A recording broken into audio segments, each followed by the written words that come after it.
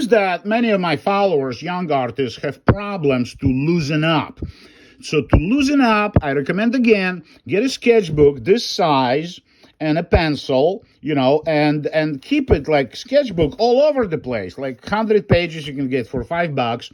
But I'm going to loosen up right now by using bigger paper. It's called newspaper paper. So it's cheap and it's getting yellow after a year or two. It doesn't matter. And I'm going to be using charcoals. The pressed charcoal I'm using is called Generals, and I recommend it. So in a set of 12, you will have soft charcoal on the sides, and in the middle, you will have the hard charcoal. So I'm going to be using soft charcoal because I don't want to rip the paper, because I'm going to be going very fast, page after page after page. So I'm going to pick up a soft charcoal, and the idea I'm thinking about just now came to my mind 3 minutes ago, is how to paint a state of the mind of a creative artist. So state of the mind when you're really shocked, like, holy shit, it's happening, it's really happening, and you don't know what you're creating, you don't know what you're painting there, you understand? So it's a state of the mind. And in visual arts, you can show it by body language. So there's a figure, okay? There's a figure. Let's say the guy paints in front of the easel. So here is easels, right? And he's holding a palette. Let's say he's holding a palette in left hand. And with the right hand, he is not pointing his brush right now. His brush is sort of holding, and he's holding 3 brushes, and his feet are like this, and his feet is like that, as if he was dancing.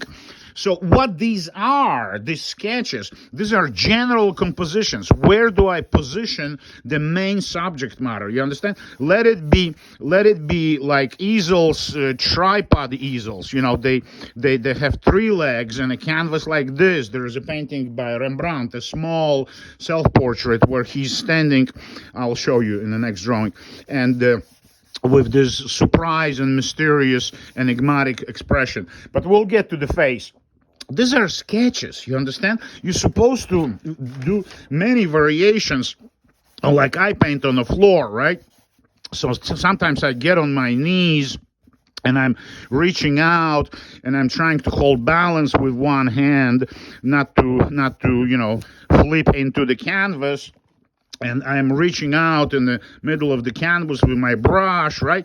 And my state of the mind, nirvana, okay? How do you paint goddamn nirvana? Well, with body language, with crazy hair, maybe even screaming something.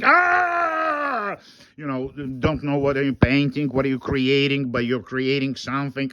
Where are you, okay? You are in the interior, so you want to make it very dramatic interior, and there's a window open, and there's a wind and storm, I don't know, trees and birds and shit like that.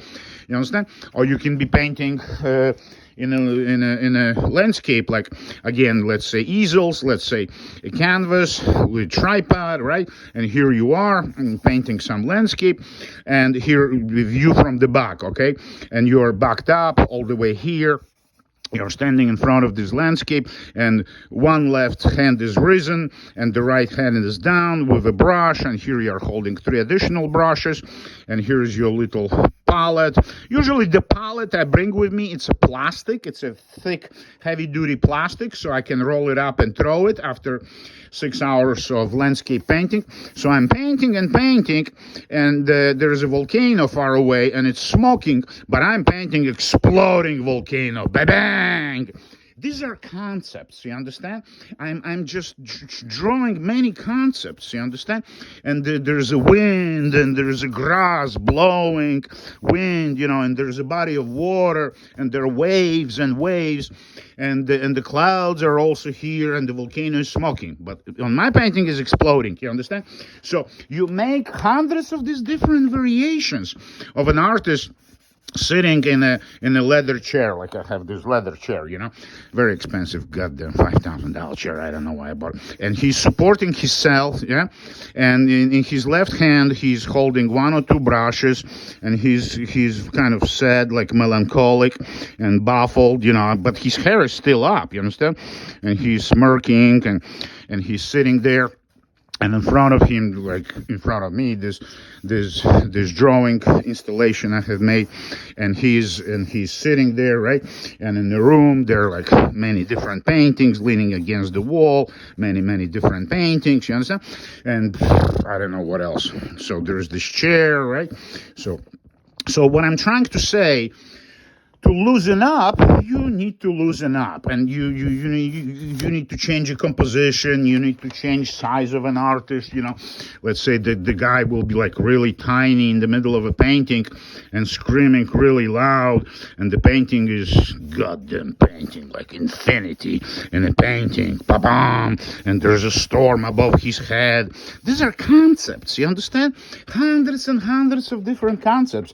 As you're sitting at the bus stop, you're just sitting there and you're thinking, standing there, and it's a bus stop and it's a rainy day, and you're an artist, you're standing there with your backpack, and you're waiting for the bus to go to school. I don't know where you're going. Here's a trash can, right?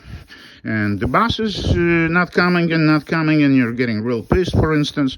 So these are just different sketches, ideas of your reality, where you are, and somebody's sitting there like a homeless guy, and he's like leaning against his stuff there, you understand? So these are just different sketches, ideas, sketches, you understand? So this is what sketching and losing up is about.